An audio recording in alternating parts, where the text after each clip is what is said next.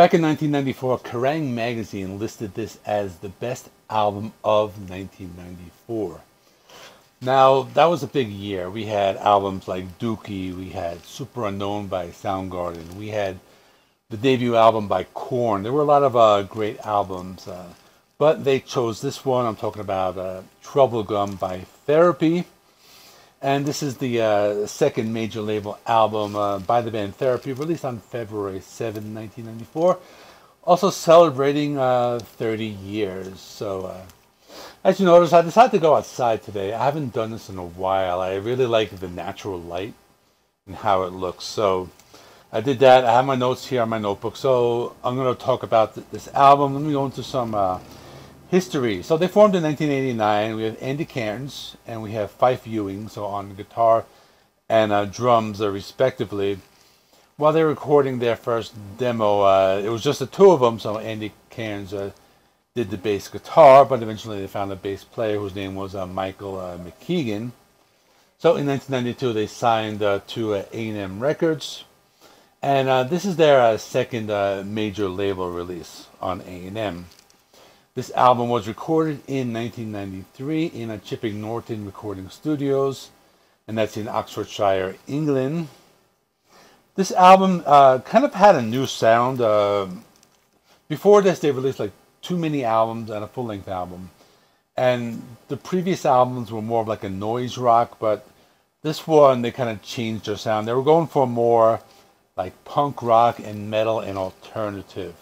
So they kind of wanted to fit in, I guess, and just release a really great album. They mentioned their influences, which were 2 punk rock bands from Northern Ireland who were active in like the late 70s. So we have the band Stiff Little Fingers, that was one of their influences, and the other one that they listed was called the Undertones.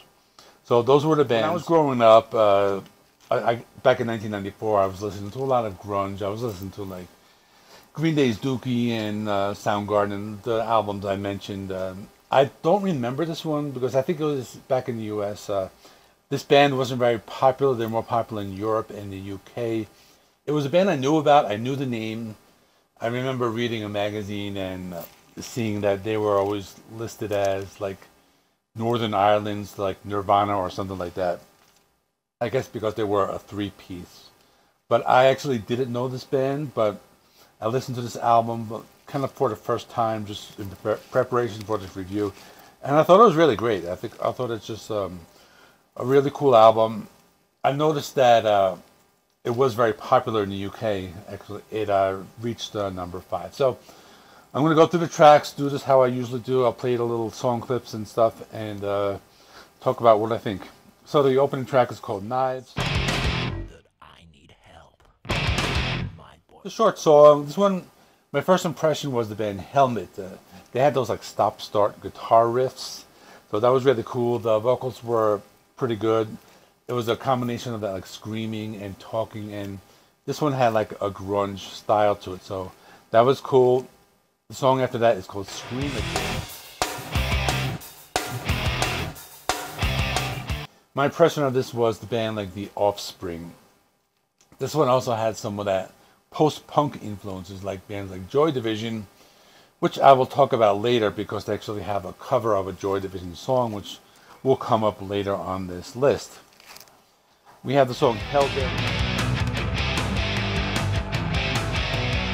This one was more of the metal songs. It was heavier, more of a heavy metal sound, but still had that alternative rock sound. I think the band that came to mind was the Butthole Surfers. That it reminded me a little bit of that, but also in the vocals they had that like punk rock vibe. So I also thought of like the Misfits when I was thinking of this song. The next song is called Stop It, You're Killing Me. And this one is, they slowed down this one. I think like they use these like dissonant guitar chords, and I was reminded of Faith No More's Epic. Like that's what it reminded me of. Like at least in the beginning it did. But this one had a lot of guitar chords and feedback, and the lyrics were like of a rebellious nature. So that was pretty cool. And then on track number 5 is called Nowhere. This was, I think, one of their hits.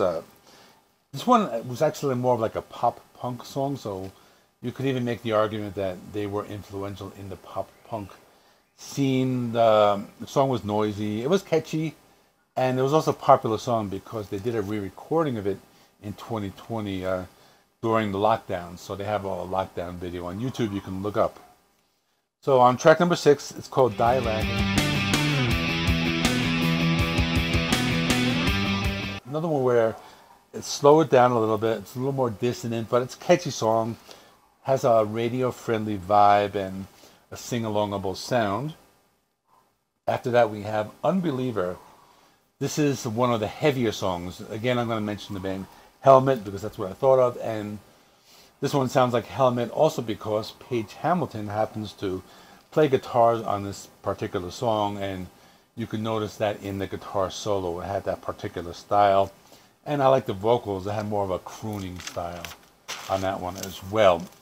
So now we're about halfway through the album. Track number 8 is called Trigger Inside. Another heavy metal song, a little more of an edge to this one. This one's a little angry. It has a really great bass guitar sound.